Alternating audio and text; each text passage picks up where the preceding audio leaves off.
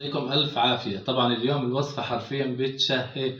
رح نعمل معكم استراجانو بالدجاج بالفطر والكريمة، ويلا نشوف طريقة التحضير.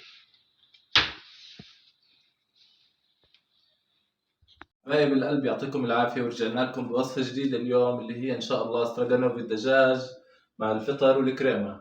وهالوصفة يا رب تعجبكم وتكون على ذوقكم. وصفة كتير سهلة وبسيطة، ورح أقدم معها الأرز الأبيض.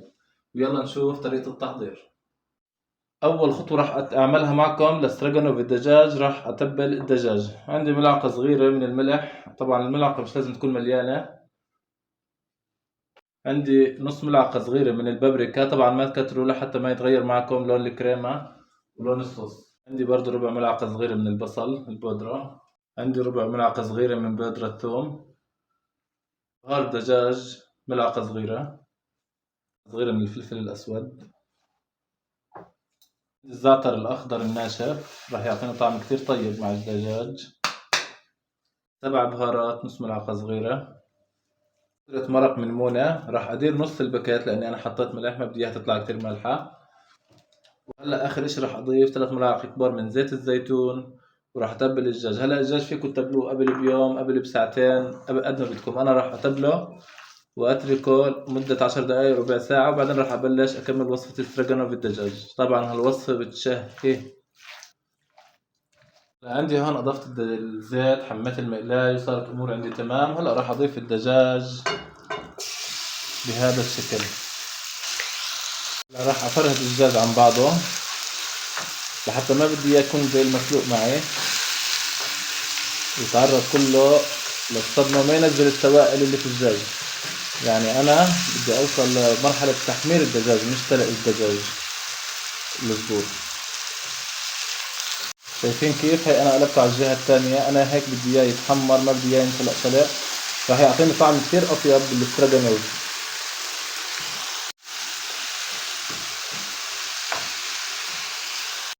طبعا الريحة يا جماعة دمار. شايفين الدجاج معاي؟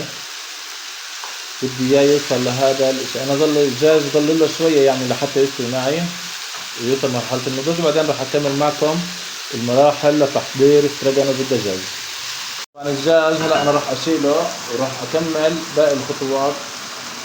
طبعا هذه وصفة الدجاج هلا اذا انتم بدكم تتبلوه قبل بيوم حيريحك كثير بالشغل. اذا كان عندك عزيمة انت حبيتي مثلا تطبقي هاي الخطوات حتريحك كثير بالشغل، انه انت تنقع الدجاج قبل بليلة بهاي الخلطة اللي احنا عملناها للدجاج. هلا انا راح اشيل الدجاج معكم.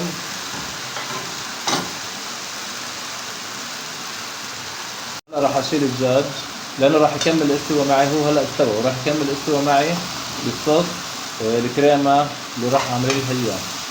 طبعا راح اخليه مضوي لانه بدي اعمل البصل والفطر والزنجبيل والثوم.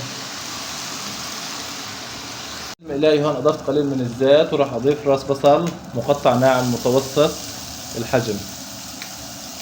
هون راح اقلب البصل. طبعا هون عندي النكهة تعززت وصارت امور البصل تمام. راح اضيف ربع ملعقة صغيرة من الملح على البصل لحتى يدبل معي. طبعا انا ما بدي البصل يحمر، بدي اياه بس يدبل. هلا راح اضيف الثوم. سنين من الثوم انا قطعتهم ناعم، انتوا اذا بتحبوا تهرسوهم اهرسوهم. راح اقلب كل المكونات. عندي الزنجبيل اما مبروش او مقطع ناعم، انا راح اضيف ملعقة كبيرة، ما راح اكتر لحتى يعطيني النكهة الحادة عندي بالاستراجانوف. الان راح اضيف الفطر زي ما قلت لكم اما فريش او معلب، بزبط على الجهتين.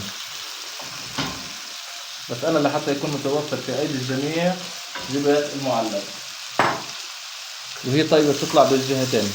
بس بالفريش اكيد يعني بكون فريش عندكم. هلا راح اقلب كل المكونات مع بعض. شايفين ما اسهل الوصفة وما اسرعها، ولا اسهل من هيك. طبعا هاي كثير سهلة للعزايم، للمناسبات تاعتكم، لرمضان. وصفة سهلة ومكوناتها بسيطة. هلا عندي الفطر بعد ما تدبل معي واستوى تقريبا نص استواء، لانه هلا راح يستوي مع الصوص اللي راح اعمله للاستراجانوف. هلا راح اضيف ملعقتين كبار من الطحين. وراح اقلبهم لحتى يتحمصوا معي وياخذوا النكهة اشي بسيط مع الفطر.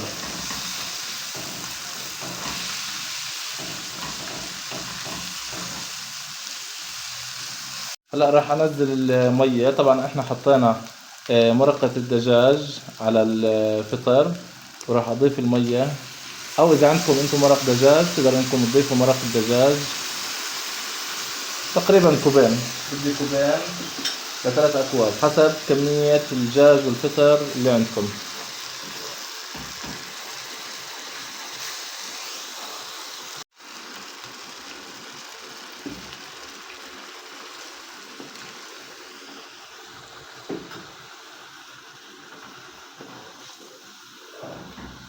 طبعا هون انا اضفت ماء. هلا اذا انتم بتحبوا تضيفوا مرقة الدجاج بتقدروا انكم تضيفوا. اذا بدكم تخلطوها ببودرة مرق الدجاج المي برضو حيزبط معكم. انا حطيت القليل من بودرة الدجاج من مونة على الفطر، فلهيك استغنيت وما خلطها مع المية. هلا شوفوا ما شاء الله القوام بلش عندي يثقل ويغلى. هلا راح اضيف الكريمة تقريبا بدنا من كوب لكوب وربع حسب انتو كميتكم، حسب ما انتو بتلاقوا بدكم تزيدوا او تقللوا. هلا هون بعد ما اضفت المية واضفت بودرة مرق الدجاج، شوفوا مع الخليط كيف صار. هلا راح اضيف الكريمة عندي كوب. راح اضيف كوب واحد من الكريمة السائلة، كريمة الطبخ.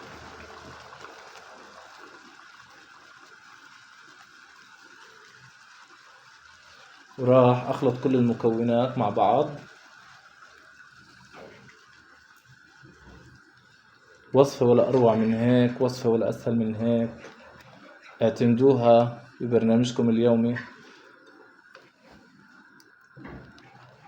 هيك صار عندي جاهز. وهلأ راح أضيف الدجاج حتى يتسبكوا مع بعض وياخد النكهة، نعزز النكهة من الكريمة من الفطر.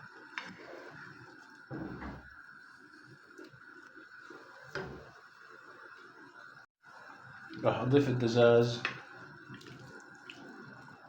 وراح أحرك كل المكونات مع بعض مع الدجاج، وراح نتركها مدة ربع ساعة بس لحتى الصوص ينكه الدجاج معي وتتغلغل النكهات ببعض. وراح تكون وصفتي جاهزة. وهلا جينا لطريقة تقديم الاستراجانوف. طبعا انا زي ما قلت لكم عندي الرز ابيض ومفلفل وجاهز.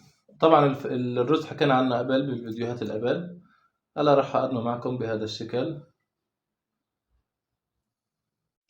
عندي راح اقلبه بهذا الشكل.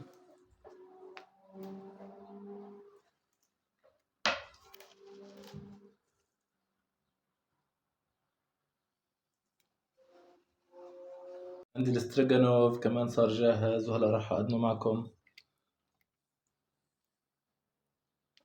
راح اشيل اول اشي الخلطة، عندي الدجاج مع الفطر، وبعدين راح ازود عليهم الصوص.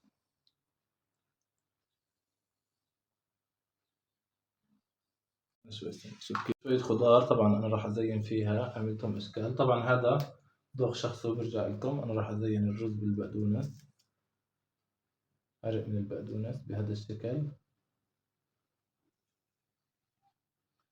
عندي جزر راح يعطيني جمالية حلوة للصحن.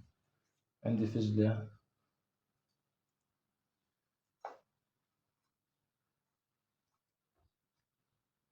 عندي بندورة راح أحطها على هاي الزاوية.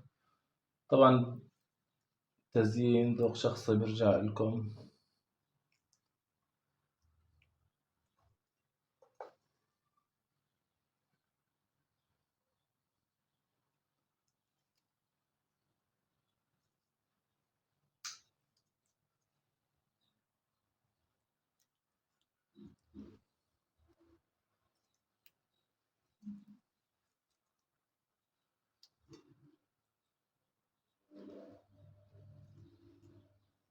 راح أضيف نفس الاشي، شرائح من الفلفل أحمر أخضر.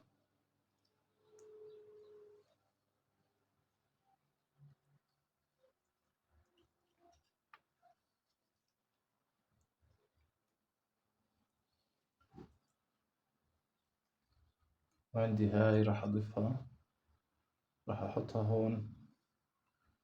وهيك صارت وصفتي لليوم جاهزة. بتمنى هالوصفة تكون على ذوقكم وتكون عجبتكم.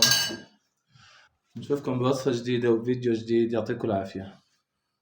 وصفتنا صارت جاهزة، استرجنا بالدجاج بالفطر والكريمة. هالوصفة حرفيا بتشهي. بتمنى تجربوها وتعجبكم وتكون على ذوقكم. اكتبوا لي بالتعليقات رأيكم وفعلوا لي الشير واللايك ويعطيكم ألف عافية.